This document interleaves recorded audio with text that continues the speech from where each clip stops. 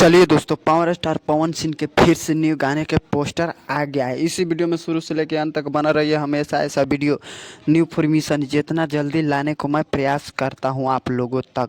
Power star Pawan Singh के गाना के पोस्टर आए, जिस गाना के नाम है ओढ़निया ए गोरी। ओढ़निया ए गोरी, ये बात करें ये गाना कब आएगा तो ये गाना 16 जनवरी, मतलब 16 जनवरी सुबह 6:15 में आ जाएगा आप लोगों के सामने। धमाल और बवाल भोजपुरी इंडस्ट्री में मचाते रहिए। और पवन सिंह इस साल मतलब 2016 में 2026 में जो इतना बवाल मचाए हैं, इतना बवाल मचाए हैं, लेकिन खेसारी लाल और पवन सिंह के टक्कर ज़्यादा 2026 में चल रहा है। अब बात करें पावर स्टार पवन सिंह के, तो पवन सिंह के गाना आएगा। ये गाना तो मेरे अनुमान से लग रहा है कि गाना तो बवाल और धमाल भोजपुरी इंडस्ट्री में मचा के रख देंगे।